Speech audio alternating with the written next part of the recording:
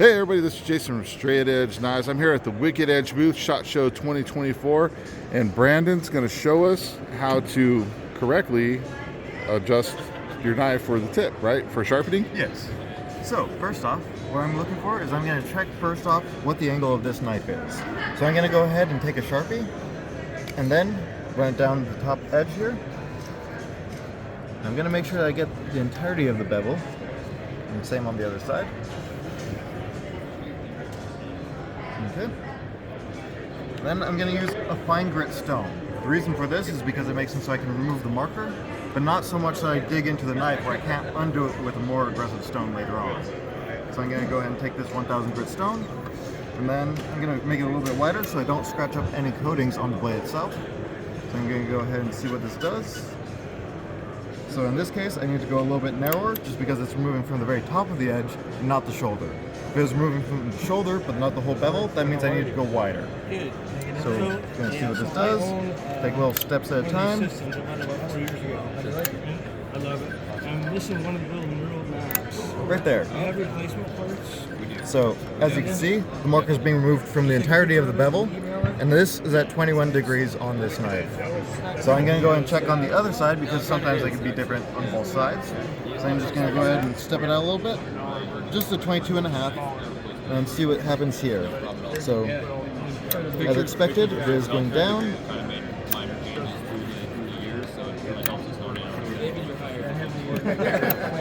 A little bit more. Right there.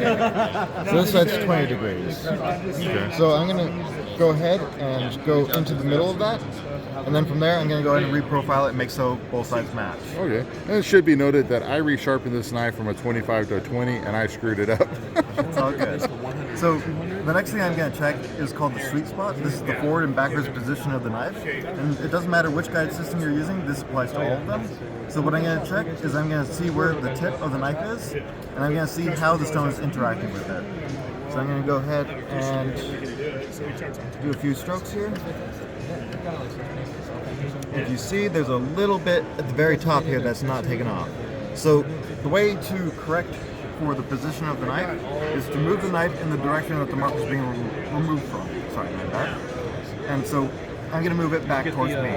If it was moving from the cutting edge but not the shoulder, then I move it away from me. So I'm going to go ahead and put in the alignment guide again, and then move the knife a little bit towards me. These right there. Here are the shots. We have 1 micron. Okay. And I'm going to try that again. That's a lot better.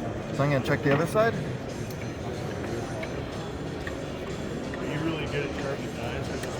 And this side needs a little bit of work, but the other side is matching, so I'm going to go and trust this.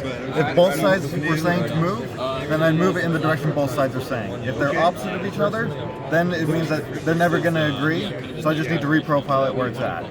So from here, I'm going to go ahead and switch to the next set of stones. I don't have a whole lot of work here to do, so I'm going to go ahead and start with the 600 grit. If I find that that's taking too long, I'll switch it to the 400 and just keep stepping it down, similar as I do now. So I'm going to go ahead and take the marker and mark it again. The first time was to find the angle. This time is to see where I need to still work on. So I'm going to go ahead and do some alternating strokes here. These are just to remove the marker. I'm not pushing.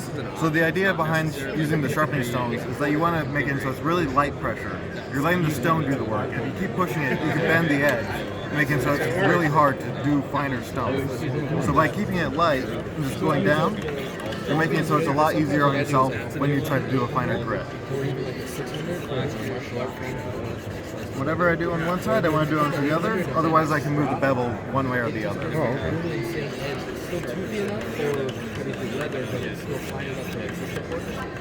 okay. Something to consider.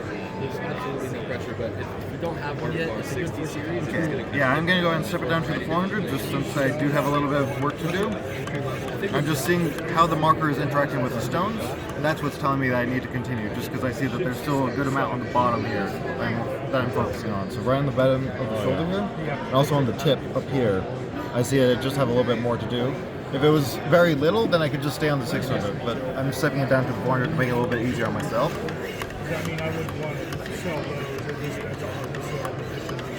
See, guys like me who do this, to their knives are the reason Wicked Edge exists. Pretty much. It's pretty easy once it's set up. You lock in the angles, you lock in the knife, and then from there it's just knowing what to do for creating a burr, going through the motions of doing the alternating strokes. That's really the tricky part, is learning the alternating strokes. But the best way to learn is just really slowly, and then working your way up to it. Okay. And then eventually you can get to like, okay, yeah, this makes sense. And personally myself, I still tend to miss the hill, so I'll sometimes come back and just focus on there. And the reason why I miss the hill is just because I don't want to go too far back and get the handle. So it's just making it so that I'm just carefully doing the strokes as I go along. Now, while you're doing that, how obviously the system works great for small knives, but how big of a knife can you go with this? So about this long. So about a 7-inch, About 8-inch so, blade? yeah. And also we do have, It's made in Canada. It's carbonized technology. so with me I have also 12-inch guide rods. We have all the way up to 15. Oh, okay. So you got that big, giant, The guy that makes them, If I remember Chopper. correctly off the top of my head, I believe these are 8-inch guide rods, so it goes quite a bit further than what's Oh, on okay. here at the moment. they'll make So if you got that big, long chopper, machete, whatever, you could buy the extended guide rods. It And, says EOD on it. So the bigger the bevel, it usually means the more you have to put into it, just because there's more metal there to remove to get into the matches. So since I am reprofiling the blade a little bit, it does mean that I'm going to have to focus a little bit more on the front part here. Let's take a look. Looks like there are a couple of chips over there. So far, this back part is looking pretty good. I'm just going to focus on this area. And like I said before, if I'm going to do something on one side, I'm going to do the same on the other. That just makes sense so that the bevel stays in the center or in the position that's already at. If I just kept focusing on one side, I'd be moving that bevel forward to the other side. yeah, But if you just makes sense. where it's got a sharp cutting edge, I think that. Now the manufacturer Focus right here. you can't go lower than 1,500 grit. This is the primary reason why I marked it the second time, is just because I can see where the marker is still at, and this tells me that there's a low spot or a slightly different angle in that spot. So it means I can focus on the area and really pay attention to what I'm doing. So what's your analysis of the edge? Is it lopsided? Once I get this part out, I'm going to go ahead and switch to a lower stone and get the tip to match all the way down on the bevel on it. So on the stones, how much life expectancy can you expect out of the stones with the Wicked Edge system? So that is about a 600 to 700 knife sharpening sessions, assuming 10 strokes per session, so about 6,000 strokes. Okay. That's on the low end, it's up to 7,000. Okay.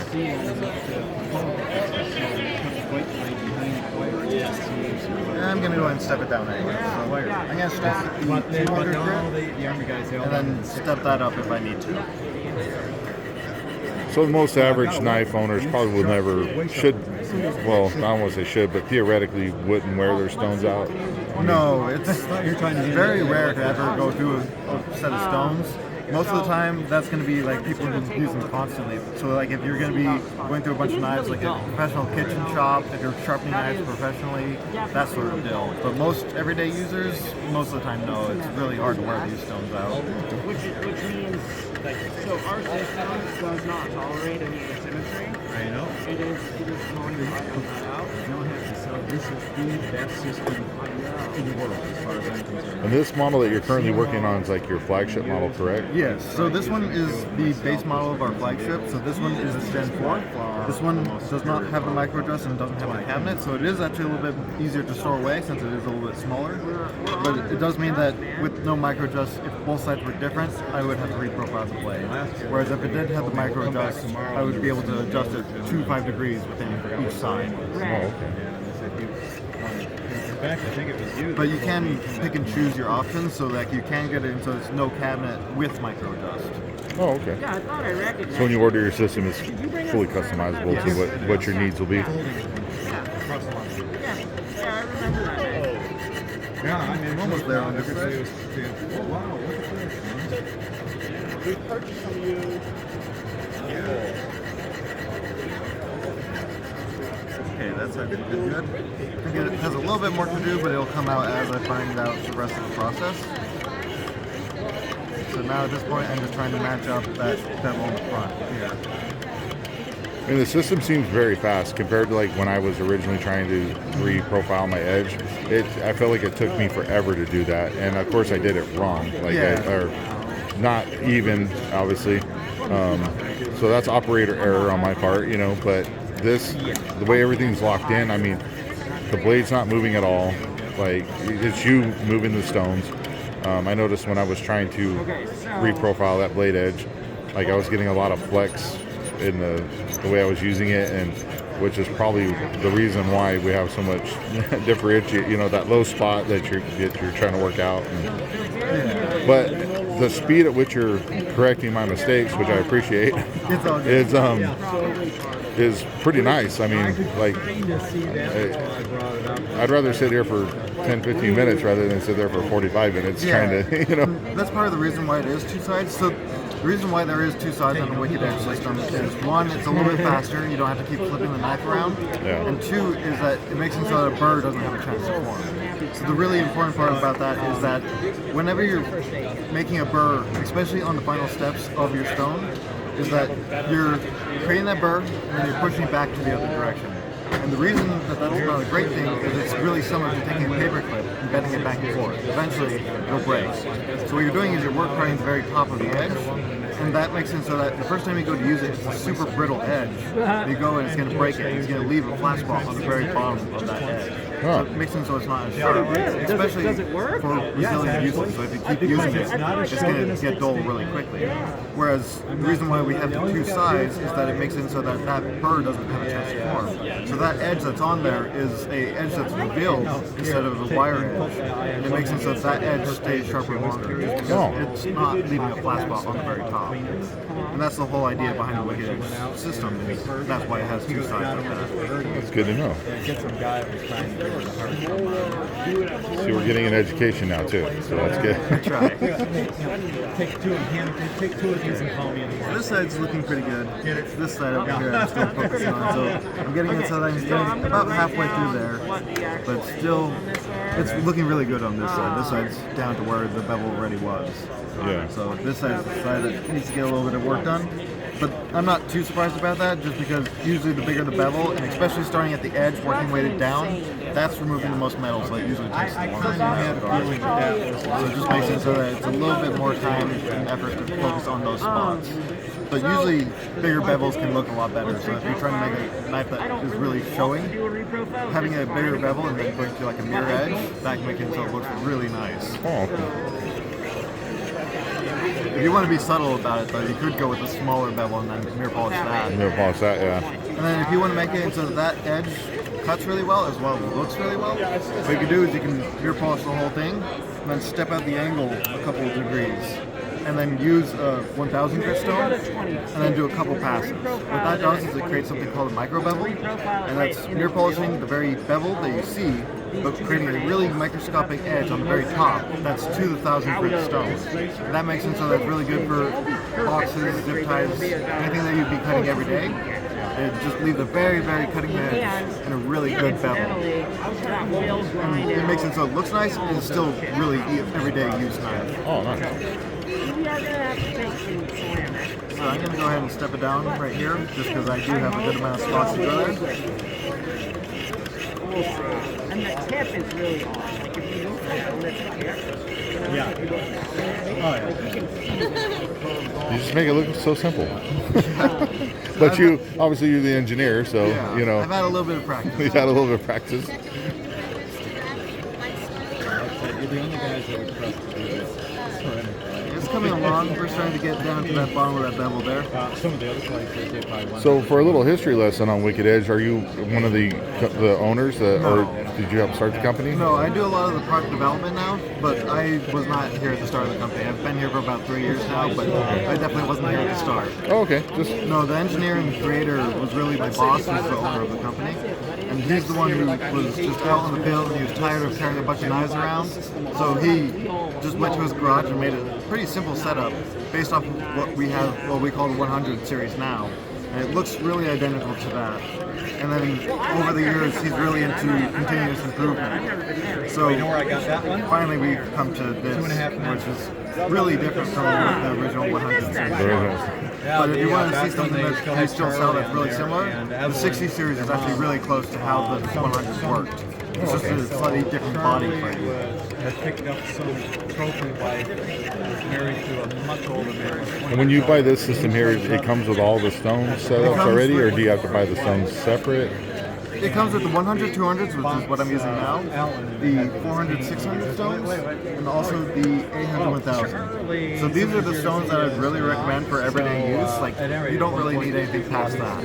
If you're doing, for example, any kind of push cuts, so these are chisels, planer blades, some types of cleavers where you're pushing down into what you're cutting, then I would recommend Mirror Edge. That works really well for any kind of push cut applications. But for working edges where you're going to be draw cutting the knife, that is usually really good at the 1000 grit. And the reason for that is because it makes it so it's like a micro serration on the very edge of the blade. And so if you look at that under a microscope, there's little jagged edges on the very front from the diamond stones. And that size just happens to correlate really well with cutting boxes, zip ties, tape, that sort of application. It makes it so it's really good for everyday use. Oh, awesome. I've never noticed this. You've got a home edition. Sometimes it really depends on what you're cutting, but for example, tomatoes are actually really good at 600 grit. So it just so happens that for the tomatoes, the skin is really hard, but the inside's squishy, so it makes it so that if you don't have a sharp knife, you'll just squish the knife. Or sorry, squish the tomato. So if you take the tomato and you use the 600 grit, it makes it so those teeth are a little bit bigger, making it a little bit more pronounced, so it can act as a little point.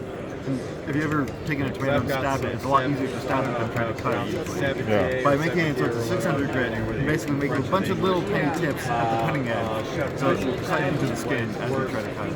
We have a demonstration where we usually like take a tomato, cut the top off, put it on a surface, and then without holding it, slice paper thin slices out of the tomato. Oh, nice.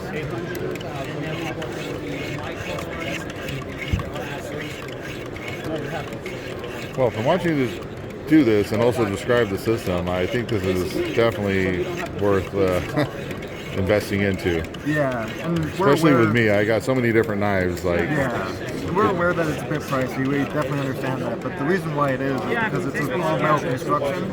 It's made in America, so these are made in Arizona, and it's just a lifetime warranty, customer service, all that's bundled into it. Primarily, this is about 7-ish pounds of aluminum. So it's definitely a good amount of weight.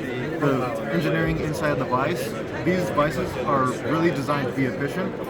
These are dual cam vice, so it really has internal components that make it so from the lever, each jaw set has its own cam that turns and focuses on the jaws themselves. So it makes it so that you can really distribute that force, and it feels really easy to push that lever down. Compared to what our last gen cam lock style vice was, these are a significant improvement over that. oh, okay.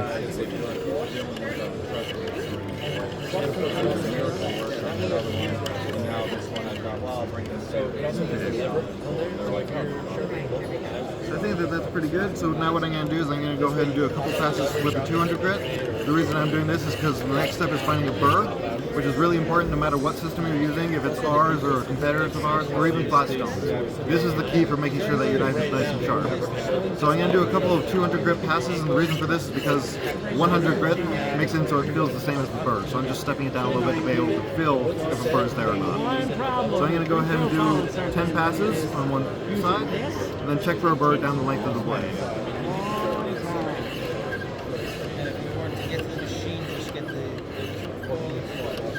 Really trying to get that tip a little bit back in alignment there. I don't really feel burr,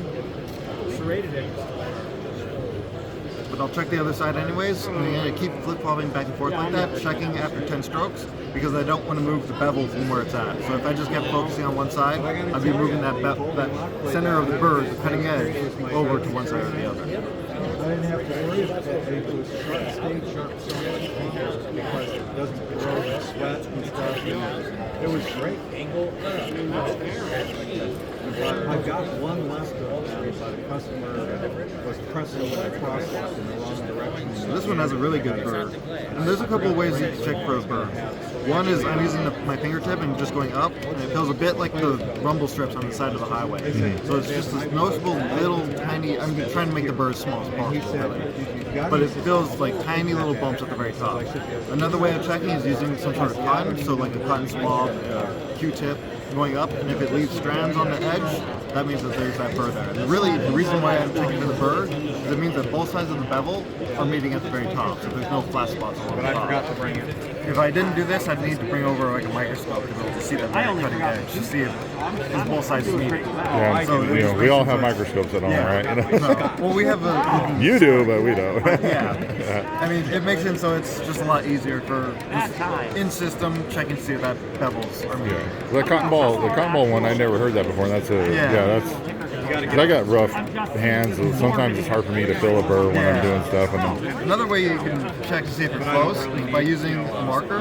You take the side of it, just push down, not pushing super hard, just lightly putting on there and trying to move it side to side. If it catches and grabs, that means you're really close. It's not a surefire guarantee that's at a bevel, but it's pretty good for checking if you're close. So you can just check down the length of the blade, and if it was finding a flat spot, it would just slide. So it just makes sense as low repeat. So you can see that this marker's definitely seen some love. So yeah. So at this point, I'm gonna check this side again and check where the burr is I there. needed a break. So my business partner and so at the end of it, so we were, he did kind of helped out mostly with brand products and making That's a lot they better. didn't want to Okay. take anything for And sure. I would have kept going back and forth like that until I got the burr down the whole length of the bevel there. Okay, so at this step, I can go ahead and switch to the next set of stones. Just a few exits south of the airport. And is this an everyday use knife? They got a great Yep. Yep, okay. So the reason I asked that is just because, like I was explaining earlier, depending on what this knife is used for, really determines what grit I'm going to stop at. So for this one, I'm going to go and stop at 1,000 grit. That just makes it really good. Well, for it's like- pretty much one of my daily carries. Gotcha. So, you know, Okay. I don't use it every day, but it's always in my pocket in case I need it, you know. No, I know what you mean. But yeah, just going to that 1,000 grit makes sense, so it's really easy to just cut through most items that you're going to be cutting through on a daily basis. Yeah, that's what I use it for primarily. Like I get the Amazon boxes, so Okay. more knives coming in the mail. I got to open them up with a knife, you know. Yeah. Now at this point, usually on my knives, I usually go to 1,000 grit as well. It just makes it so it's really easy to touch up when I'm ready to touch it up again. Because what I do is I just take the alignment guide here, or sorry, the depth key, and I'll take the alignment guide. What I'll do is I know what my knives are set to at the tip here. So I just put it in the same spot again, set it to the same angle that I have written down. So I can store a picture, I can put in an Excel file, I can write it down. And then from there, I just put it in the same spot again. I use the last stone that I use to sharpen it, so usually the 1,000 grit. And from there, it's just like a 2-minute process because I'm just touching up my own knife. I have all the settings for it, put it in the exact same spot, and just go with that 1,000 grit stone, a couple passes, and it's sharp again. Oh, But I can't do that because I haven't encountered this knife before. yeah, no. That's one of the advantages of the Wicked Edge system as well as the repeatability of tools. Is that you can put it back in the same spot every time. And you can check to see what grit works best for what you're cutting as well. So like you put the knife in place, do a couple passes with the 400 grit stone, take it out, try to cut whatever you're going to be cutting, put it back in, switch to the 600. Try the same thing. Take it out, try it, and then you can really test and tailor sharpen your knife to whatever you're going to be using. I'm going to be in Vegas. So I'm going to go ahead and do some alternating strokes with 400. Once I do about 10 strokes, I'm not counting, but about 10 strokes. Yeah. From there, you go ahead and switch to the next set. So this is the 600 grit. You've probably done this enough times that you don't even have to count. You just kind of know when you hit 10 strokes. Pretty much just go, Yeah. yeah. What I'm doing is I'm really looking to see on the blade if there's any scratches from the last set of stones, and that's when I switch. And we say about 10, but sometimes on the more aggressive stones, switching down to the next set down can take a little bit longer. So really on, like, say, for example, the 3,000 grit stone from the 2200, it's not too much of a jump. As much as like the 100 to the 200, it's a little bit faster than if I went from the 100 to the 200 stone. Okay. But we just say 10 to make it consistent for everything. It's been there since the Rat Pack days. And it was the hot place to go for the Rat Pack. And, because being Italian food. So, I'd like to focus on the hill a little bit of the blade, just because when I'm personally sharpening, I tend to worry about getting the handle, so I tend to be a little shy around that area. So I'll come back and focus on that area and make sure that it's nice and sharp. Somewhere between 80 and 800 years old. Little guys all next hunched set of over, stones. play goes from table to table, playing a party and singing. This is the 800 1000 stones, and I'm going to be using the 800 side. Two shot shows ago, and he wasn't there, and I was like, oh my god. Same deal, still focusing on that hill. Last year, I went there, and he was there, and I'm like, oh, I'm so glad he's The nice thing is I could also just focus on one area at a time. So I'm focusing on the tip at the moment, just because it is that bigger bevel. So just making it so that angle part lines up with the rest. Yeah. So if you had a chip in your blade, would you continue to do the alternate? Obviously, you do the alternating strokes, but would you concentrate more in that one area first, or should you be thorough and go all the way through every time? So Yeah, what I usually do for chips is I'll usually take a stone and I'll take that chip and I'll just hold it this way and just take that chip out. And it makes it so it's quicker just because I don't have to focus on taking this down this way. I just bring it down this way until I get most of the chip out. And then from there I just sharpen like usual. and then resharpen the effect. Bring it back into a point. That's smart. I never thought about it. I just be sure that I hold from the outside of the stone so if my fingers are out of the way of the stone. So you say. Really, the system is pretty safe as long as you're holding it inside of the finger wells here. So anywhere along the length of the blade, there's something between my hand and the blade itself. We do self-safety shields, so if you're not confident in that, like you really want to make sure that your fingers are safe, we do self-safety shields. These right here. So these just fit onto the stones themselves and just make it a lot bigger. And so the only place I'm really worried about is the tip itself, since that's the only place where something's not between my fingers and the blade itself, and that's why we're doing this downward stroke.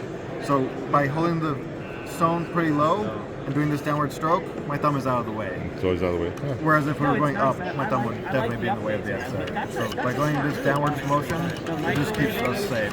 We also found that it does actually increase the sharpness and edge retainability as well. Just because instead of going up and pulling the material up and making a little wire edge, we're going down and revealing that edge. Oh, okay. So just benefits all around. So that's why we go in this downward motion. The only exceptions for that is the lapping film and the straws, since they'll cut into those. So for those ones, I'm just really careful about going up and Going up. away.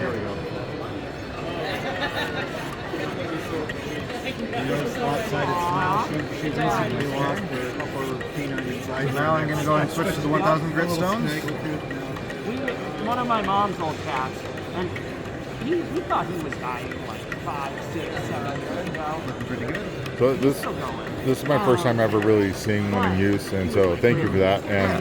But it's impressive.